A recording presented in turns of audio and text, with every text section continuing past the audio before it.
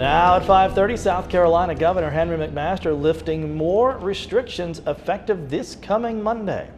Welcome back, everyone. I'm Dee Griffin. And I'm John Hart. We do appreciate you sticking around for WJBF News Channel 6 at 5:30. Let's get your local headlines here at the bottom of the hour. An Augusta man sentenced for possession of child porn. 22-year-old Claude Johnson IV sentenced to 10 years in federal prison. Then he will be under 20 years supervision when he gets out. Johnson was already serving 7 years probation for child molestation charges. And officials in South Carolina are working to slowly reopen parks and other facilities. The Parks and Rec Department going to be doing this in phases. Phase 1 opens green spaces and trails. Phase 2, that'd be May to early June, opens playgrounds and sports fields. Phase 3, mid-June to early July, will bring back local sports. Of course, all of these plans depend on guidelines from the state. More Americans have already begun to move around despite government orders. I could have told them that. I see all the cars on the street. Oh, man. Coming to work today. Anyway, another concern amid states opening back up, of course, worker safety, which has prompted protests for better working conditions, sick leave, compensation, all during the pandemic. Today, May Day, of course, employees from some of the nation's busiest companies staged walkouts in California and New York. Protests were also seen in Germany, China, and France. In Austria and Lebanon, police clashed with protesters that led to several arrests. The slowdown at meat processing plants from the coronavirus pandemic has led to a new wave of panic shopping. Now some grocery stores are starting to impose limits on meat purchases. Kroger says it's going to limit ground beef and pork purchases in some of its stores. Other large grocers say they expect to be periodically out of stock on different types of cuts. In recent weeks, top meat suppliers have announced temporary closures as their workers fall ill, some of them at least, with COVID-19. President Trump, of course, signed an executive order this week for meat plants to stay open during the crisis. The university systems in both Georgia and South Carolina indicate they plan on having students back on campus in the fall. Today is National Decision Day, when many high school students usually make their official decision about where they're going to go to college. But with questions about whether campuses will be open, some students are still weighing their options. Marcia Gonzalez reports. All right, George. Facebook has a new way to show people you care. I love this. We'll introduce you to the new emojis coming out. Is it the, yeah, it just popped up out of nowhere. I was like, where'd this come from? And sportscasters getting bored like the rest of us during the quarantine. We're going to show you how they are making the most of their time. That's the new, that's not the sportscasters. No. That's the new emoji. But it's all going to be in one big bundle next. With the sports world also still on hold, many sportscasters don't really have a whole heck of a lot to do, and they're itching to get back to work. So some of them are incorporating it into everyday life. Tracker down. Here's Louis to the inside. He'll back away. Oh, Millie gets in the way. They make contact. She's got the pan. It's out of here. Asparagus and potatoes. Asparagus and potatoes. Great stuff. That was NASCAR radio announcer Mike Bagley first, and then UCLA football announcer Josh Lewin. Joe Buck actually started all of this, calling for people to submit their own videos, and then he would provide the commentary, and they were raising money for COVID-19 relief for Joe Buck's efforts. That's very cool. pretty cool. Yeah. Well, oh man, it's been more difficult to get a haircut lately due to the shutdowns, but that is not stopping some from taking matters into their own hands. A new trend is popping up of do-it-yourself cuts online with the hashtag #CoronaCuts.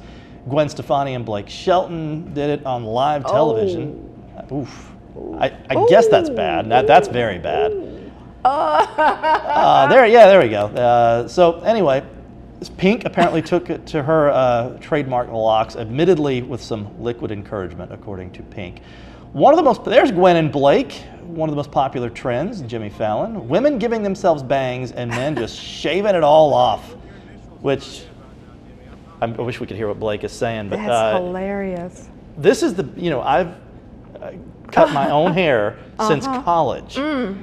And this is the first time it's actually come in handy. Now, granted, it's gotten easier over the years, but I mean, I haven't been to a barbershop since, I mean, what, Save you a sophomore lot of year. money. Save you a lot of Well, money. that's originally why I did it. I had no money in college. So I was like, I can do the same thing. Just take some clippers There to you it. go. Yeah. And here just we- do it. I was ahead of my time. Well, you're doing a great job. Well, Dee and I both needed trim, John, so after the show, Right, maybe you could...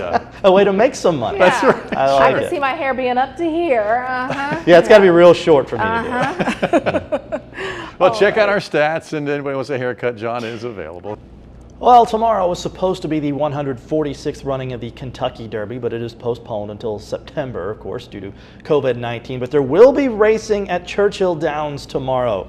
So fix yourself a mint julep. Tune into the Old Forester Bourbon YouTube channel at 7 p.m. 8 turtles will race around a circle in what they are calling the slowest 8 minutes in sports, as opposed to the fastest 2 minutes in sports. You'll hear a familiar voice calling the race, also renowned announcer Larry Columbus. That is going to take forever. That's going to be great. George and I always like to tell old Skip Carey stories. Oh, yeah. And one time Greg Maddox was legging out a triple, and he famously called it the most famous, or the fastest 2 minutes in sports. That is going to be like watching paint dry. But you know I'm going to have to tune in just to see it. You got nothing else to do. Nothing else Yeah. to do. We're back at 7. Well, no, we're not. We're No. not coming on at 7 tonight. I did it last week. You did it tonight. Yep. Yep. Next We have time the it's Golden on you. Apple Yeah. Awards year-end spectacular at 7 o'clock. So no 7 p.m. news tonight. We But- will see you again At 10. on And BTV. we have more of News Channel 6 coverage coming up. Well, we're nailing this, including Yeah, we are. reaction from Yeah. Augusta City leaders on the governor's move to let Georgia's stay-at-home orders expire. News Channel 6's John Hart still live at the scene this morning, where he has been for many, many hours. John, anything new to report today? Good morning, Mary. Yes, we actually just finished a briefing with Brian Sterling, who is the director of the Department of Corrections. I have a lot of new information to run down, so let's go ahead and take a look at the scene from overnight while I tell you. He informed us that this all started late last night with a report of an inmate with a cell phone, and when officers went in to try to take that cell phone, the inmates rebelled. They were joined by inmates from other dorms, and they began to try to destroy their dorms. Officers took cover in a separate room. SWAT teams went in and performed 2 different extractions and were able to get those 6 officers out of the correctional facility. 2 of the officers were injured, non-life-threatening injuries. No inmates were injured in the incident. 2 small fires also broke out in the yard here at the facility. Those were put out. The director of the Department of Corrections tells us these problems with cell phones are the #1 problem facing corrections officers these days, and if it doesn't stop, it's not going to get any better. It is just a constant battle that correctional facilities and officers face every single day across this country. And there's an easy solution, and it's blocking. So the inmates in question that injured those officers will be prosecuted. We are also told there is significant damage to the dorms here at the correctional facility. So those are a couple of storylines we will continue to follow throughout the day here on News Channel 6. But for now, reporting live in Trenton, John Hart, News Channel 6. It's as routine as starting the car, Directions to 1001 Reynolds Street. plugging your destination into your GPS. Starting route to 1001 Reynolds Street. But is saving minutes off your trip taking years off your brain? What we need to recognize is that, okay, this is affecting us in ways that we hadn't thought of before. Dr. Alexandra Roach is a professor of psychology at USC Aiken. If we're not doing things to help build the gray matter in our brain by challenging ourselves cognitively, then we're not really providing that base, that scaffolding that's going to help us in the long run. A British study found that when we start a trip, our brain naturally maps out a route. Turn right onto Marks Church Road, then turn right onto I-20 East. But when we use our GPS, the brain doesn't do this. And over time, that can become a problem. Do you lose the abilities if you no longer practice them? And that's definitely going to be true. Dr. David Blake is a neuroscientist at the Medical College of Georgia at Georgia Regents University. Will that have some sort of overall decline in cognitive ability as you age? And we know that within that one little milieu of cognitive ability, you will decrease. In other words, the more you use your GPS or your list of contacts, the more you'll lose the ability to read a map or remember a phone number. Keep right on I-20 East toward Columbia. We need to start looking at this as something that really is affecting us. There is this environmental impact on our brains, and using this technology. The two parts of the brain most involved with our ability to find our way to a destination are also two of the first to be damaged in age-related dementia. A Canadian study found that over-relying on our GPS can lead to underusing these parts of the brain. Absolutely, there's a use it or lose it component to the brain. However, one realm of cognition is not going to have a huge impact on something like decline into dementia, but rather it's really the full range of domains. Turn left onto River Watch Parkway. Just because we're relying on our GPS and we're not paying attention to our surroundings doesn't mean our hippocampus is going to atrophy. We just need to make sure that we're stimulating our brains in other ways. We do need to be cautious about the introduced new use of technology. Like I said, it's a wonderful new set of tools, but it has pros and cons. It'll be interesting to see. We won't know, as I said, for decades what the actual effects of all this are. Arrive. Turn right onto Wheeler Road. Okay, so using your GPS won't necessarily lead you to early onset dementia, but it can definitely be a factor. One realm of cognition is not going to have a huge impact on something like decline into dementia, but rather it's really the full range of domains.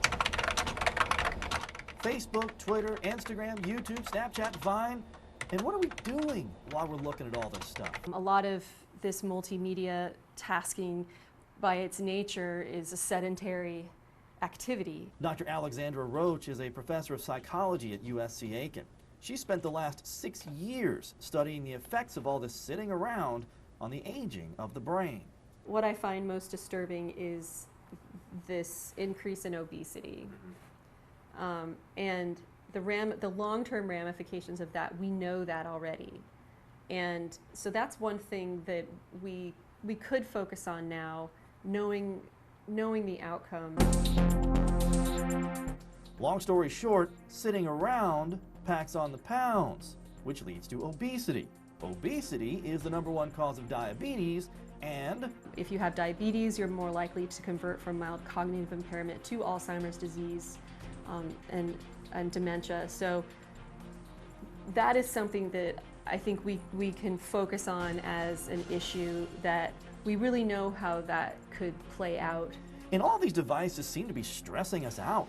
A recent Sussex University study showed that people who routinely stare at more than one screen at a time show increased risk of depression and emotional problems. We know there are certain forms of stress that are associated with internet use, especially constant availability stress. Research also shows stress leads to increased levels of cortisol, a hormone released by the adrenal gland. Cortisol can lead to obesity, and obesity leads to, well, I think you know the rest. We're increasing their risk for vascular risk factors such as diabetes, hypertension, and these have been shown in adults to have effects on cognitive aging. Simply put, the best way to keep your smartphone from making you dumber? You want to stay in shape, you want to stay thin, and you want to use your brain on a regular basis over a wide range of cognitive domains. It should just serve as a motivating factor for maybe reassessing how we interact with technology in our lives, so that we can make sure that we're not putting ourselves at a disadvantage for later.